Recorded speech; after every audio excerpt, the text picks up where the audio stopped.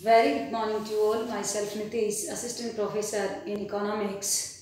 पिछली online class में हम पढ़ रहे थे मांग की लोच को मापने की विधियां, जिसमें हमने बात की थी बिंदु लोच विधि यानी पॉइंट इलास्टिसिटी ऑफ डिमांड। कुछ मेथड थे हमारे पास में बिंदु लोच विधि, जिसकी हम बात कर चुके थे। पॉइंट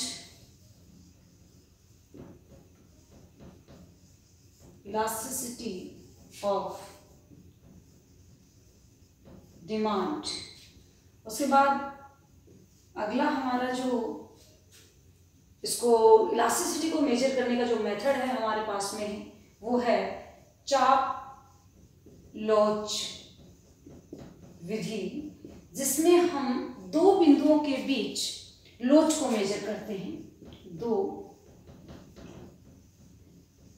बिंदुओं के मध्य इलास्टिसिटी जो होती है उसको हम यहाँ मेजर करेंगे।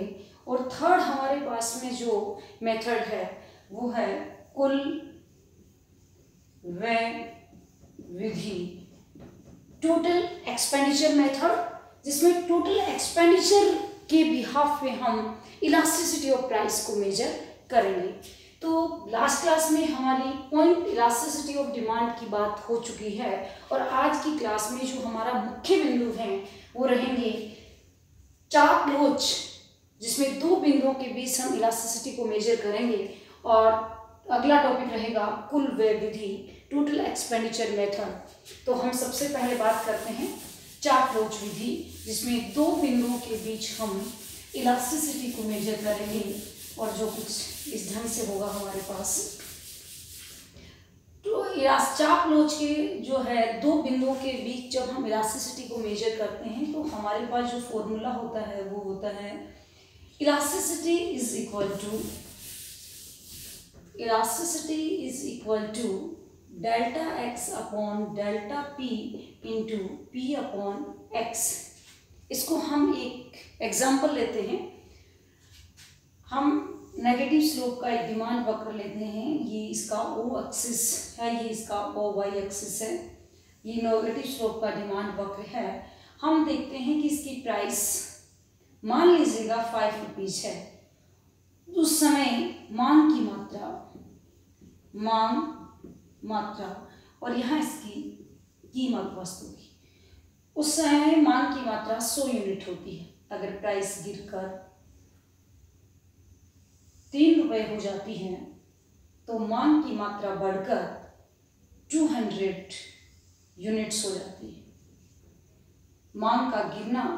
कीमत का गिरना और मांग का बढ़ना। मान लीजिएगा पॉइंट ए है, पॉइंट बी है। हमें पॉइंट ए से पॉइंट बी के बीच में इलास्टिसिटी को मेजर करना है। सबसे पहले हम लेंगे कि प्राइस 5 से गिरकर 3 होती है, यानी इनिशियल जो प्राइस है हमारी 5 और उस टाइम हमारी डिमांड है 100। प्राइस गिरती है और वो हो जाती है P3, और उस समय हमारी डिमांड जो है वो बढ़कर हो जाती है 200।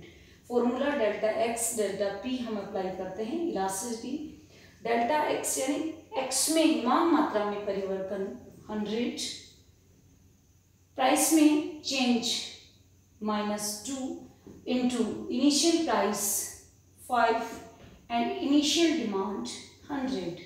ये कट हुआ। इलास्टिसिटी ऑफ प्राइस आता है हमारे पास 5 अपॉन -2 इज इक्वल टू, अगर हम इसको डिवाइड करते हैं तो 2.5।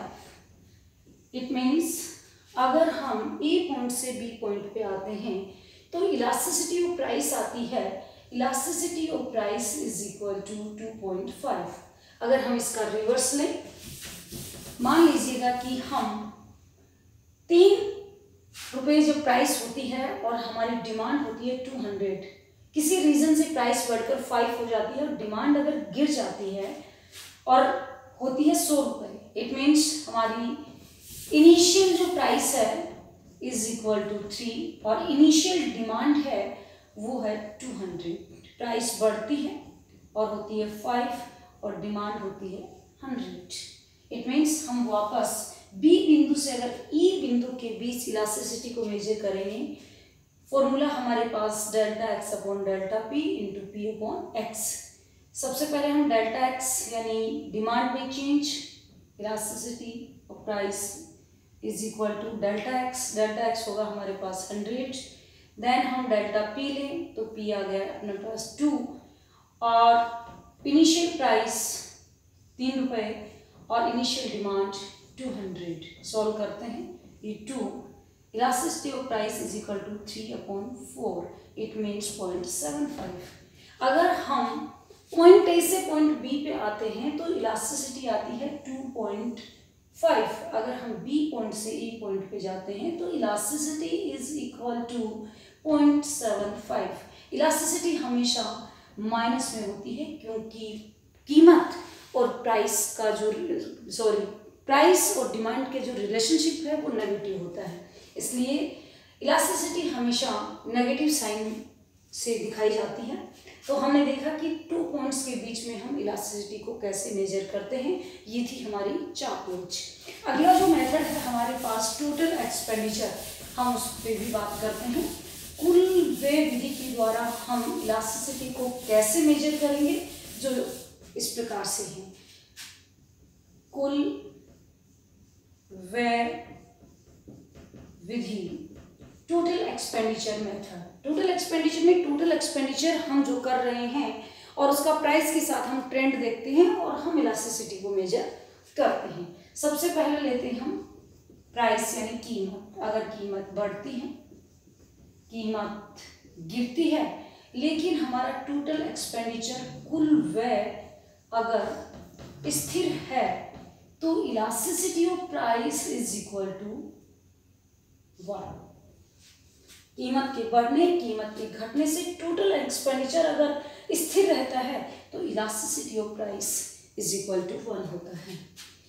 कीमत के बढ़ने पर टोटल एक्सपेंडिचर कुल व्यय जो है वो गिरता है, कीमत के घटने पर कुल व्यय जो है वो अगर बढ़ता है। देखिएगा रिवर्स रिलेशनशिप है, कीमत के बढ़ने पर कुल व्यय का गिरना, कीमत के गिरने पर कुल व्यय का बढ़ना। इस कंडीशन में elasticity of price more than 1। ऐसा विलासिता की वस्तुओं में होता है, अगर कीमत बढ़ती है तो कुल व्यय गिर जाता है और कीमत घटती है तो कुल व्यय बढ़ जाता है। उसके बाद कीमत अगर गिरती है, टोटल एक्सपेंडिचर अगर गिरता है, कीमत बढ़ती है, टोटल एक्सपेंडिचर अगर बढ़ता है, तो ऐसा नेसेसरी नीड्स में देखने को मिलता है और यहाँ पे elasticity of price less than होती है। इस प्रकार हमने देखा कि टोटल एक्सपेंडिचर को यूज करके हम प्राइस के साथ उसका ट्रेंड देख करके हम इलास्टिसिटी मेजर कर सकते हैं। कीमत के बढ़ने या कीमत के घटने से टोटल एक्सपेंडिचर अगर बिल्कुल स्टेबल है तो इलास्टिसिटी 1 के बराबर होती है। कीमत के बढ़ने से टोटल एक्सपेंडिचर गिरता है, कीमत के घटने से टोटल एक्सपेंडिचर अगर बढ़ता है तो इलास्टिसिटी ऑफ प्राइस जो है वो मोर देन 1 होती है। कीमत के गिरने से टोटल एक्सपेंडिचर गिरता है और कीमत के बढ़ने से टोटल एक्सपेंडिचर अगर बढ़ता है तो इलास्टिसिटी लेस देन 1 होती है। इस प्रकार आज की क्लास में हमने जो पढ़ा वो देखा कि चाप लोच विधि से हम इलास्टिसिटी को कैसे मेजर करते हैं और टोटल एक्सपेंडिचर मेथड से हम इलास्टिसिटी को कैसे मेजर करते हैं। नेक्स्ट क्लास में हम फिर मिलेंगे किसी नए वीडियो के साथ। Thank you so much.